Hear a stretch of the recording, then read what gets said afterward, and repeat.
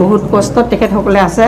গতিকে তেখেতে কিবা এটা পোৱাৰ আশাৰে ছোৱালীবোৰ বাট চাই আছে। শ্ৰদ্ধেয় আমাৰ মাননীয় অসমৰ মুখ্যমন্ত্ৰী ডাঙৰীয়া মহোদয়ক নমস্কাৰ। সকলোকে এক্টিভ ষ্টাডি আসামৰ আন এটা গুৰুত্বপূৰ্ণ ভিডিঅ'ৰ সৈতে পুনৰ এবাৰ স্বাগতম জনাইছোঁ।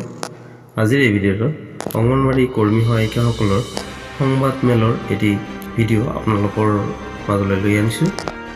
অংগনবাড়ী কৰ্মী সহায়িকাসকলৰ এই সংবাদ মেলৰ জৰিয়তে বিভিন্ন দাবী তথা চৰকাৰলৈ বিভিন্ন আহ্বান জনাইছে। সেই ভিডিঅ'টো যিহেতু গুৰুত্বপূৰ্ণ হ'বলৈ গৈ আছে, সেই আৰম্ভণিৰ পৰা শেষলৈকে স্কিপ নকৰাকৈ চাব বুলি আশা ৰাখিলোঁ।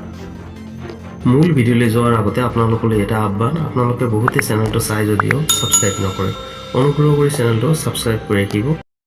আপোনালোকৰ জৰিয়তে যাতে আমাৰ সদৌ অসম তথা অংগনবাড়ী ভাৰত অংগনবাড়ী কৰ্মী সহায়িকা সন্থাসকলৰ ভৱিষ্যত ৰেঙনি উঠে, সেয়েহে আমি আপোনালোক সকলোলৈকে মোৰ নমস্কাৰ আৰু আন্তৰিক অভিনন্দন জ্ঞাপন কৰিলোঁ।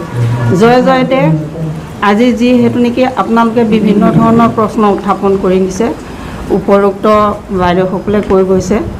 গতিকে আমি ইয়াতে ক'ব বিচাৰিছোঁ, যিহেতু নেকি আমাৰ মূল উদ্দেশ্য আৰু লক্ষ্য আপোনালোকৰ ওচৰত উত্থাপন কৰিলে, আমি ক'ব বিচাৰোঁ এই নিউজ চেনেলৰ যোগেদিয়ে শ্ৰদ্ধেয় আমাৰ মাননীয় অসমৰ মুখ্যমন্ত্ৰী ডাঙৰীয়া মহোদয়ক আমি আমাৰ ফালৰ পৰা আন্তৰিক অভিনন্দন জ্ঞাপন কৰিছোঁ। আৰু আমি বহুত আশাবাদী তেখেতে যাতে আমাৰ যিখিনি কাম আমাৰ ৰাইজৰ কাম কৰি নিছে সেইখিনি বহুত ভালে কৰিছে, আমি বুজি পাইছোঁ।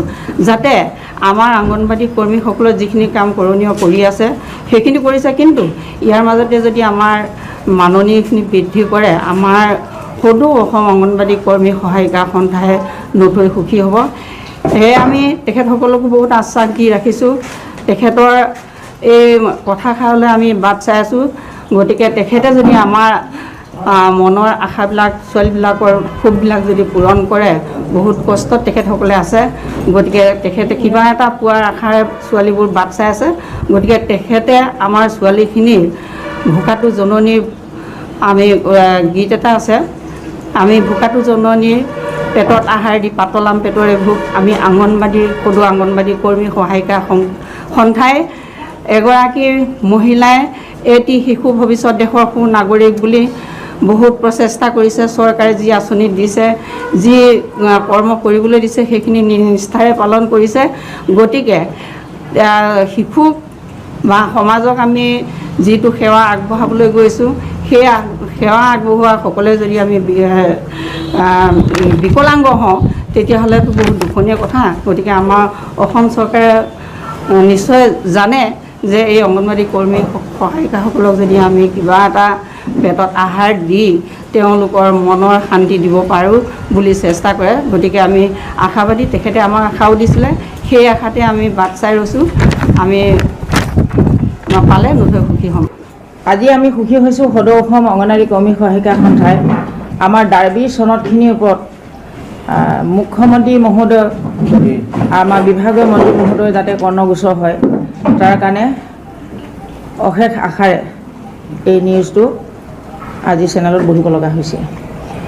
কথা হ'ল, আমাৰ প্ৰথম দাবী আছে অংগনবাড়ী কৰ্মী, মিনি কৰ্মী সহায়িকাসকলক চাকৰি নিয়মীয়াকৰণ, পূৰ্ণাংগ কৰ্মচাৰী সমমৰ্যাদা দিয়া। দ্বিতীয় কথা হ'লগৈ, দেশৰ অন্যান্য ৰাজ্যৰ দৰে আমাৰ ৰাজ্য চৰকাৰে নিজা পুঁজিৰ পৰা আমাৰ কৰ্মী সহায়িকাসকলৰ মিনি কৰ্মীসকলৰ মাননিটো বৃদ্ধি কৰা। এই হ'ল আমাৰ মূল দাবী। আমাৰ দাবী বহুত আছে, আমি বৰ্তমানলৈ এই দুটা দাবীৰ ওপৰতে আমি চৰকাৰক অৱগত কৰাইছোঁ। আৰু আমাৰ সভানেত্ৰী মহোদয়ে কৈছে 12 ছেপ্টেম্বৰ কথাটো, তেখেতক স্মাৰকপত্ৰ দিয়াও হৈছে। যোৱা মাৰ্চৰ 2 তাৰিখে তেখেতক পুনৰবাৰ স্মাৰকপত্ৰ প্ৰেৰণ কৰা হৈছে। তেখেতে আশ্বাস দিছে, এতিয়া সেই আশ্বাসতে আমি বাট চাই আছোঁ। আমি আশাবাদী, আমাৰ যাতে আশা পূৰ্ণ কৰে, তেখেতক আমি এই জৰিয়তে তেখেতক আমি জনাইছোঁ। কৈয়ে দিছে। এতিয়া কথা হ'ল, আমি যিহেতুকে চৰকাৰৰ লগত সদায় আলোচনা কৰি আছোঁ, আমি আশা কৰিছোঁ চৰকাৰে আমাৰ সমস্যাসমূহ সমাধান কৰিব। সেয়েহে আমি বাট চাই আছোঁ চৰকাৰলৈ।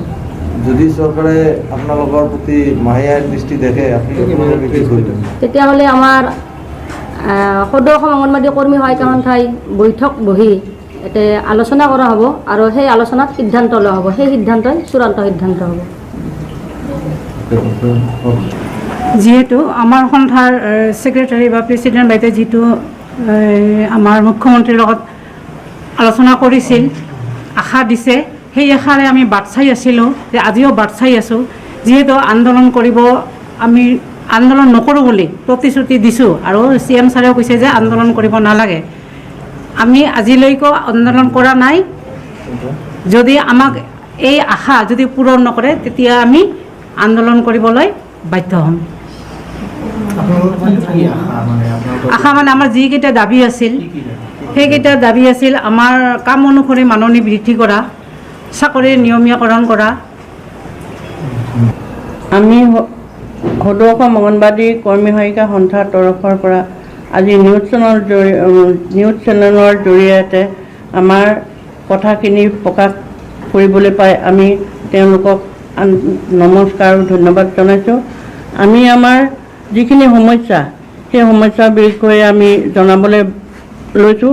প্ৰথমতে আমি আন্তৰিক ধন্যবাদ আৰু কৃতজ্ঞতা জনাইছোঁ আমাৰ অসমৰ মুখ্যমন্ত্ৰী মহোদয়ক। তেখেতে আমাক যোৱা 2023 চনৰ ছেপ্টেম্বৰ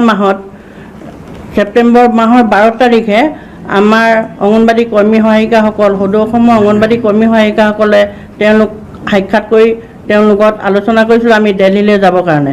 দিল্লীলৈ যোৱাৰ সময়ত তেওঁ এটা কথাই কৈছিলে আমাক যে আপোনালোকে দিল্লীলৈ যাবলৈ ওলাইছে, মই বহুত সুখী হৈছোঁ।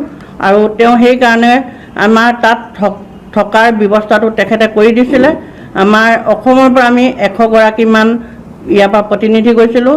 4 অক্টোবৰত আমি 5 অক্টোবৰ দিনা আমি সন্মানীয় আমাৰ কেন্দ্ৰীয় মন্ত্ৰী সৰ্বানন্দ সোণোৱাল ডাঙৰীয়াক আমি লগ কৰিছিলোঁ।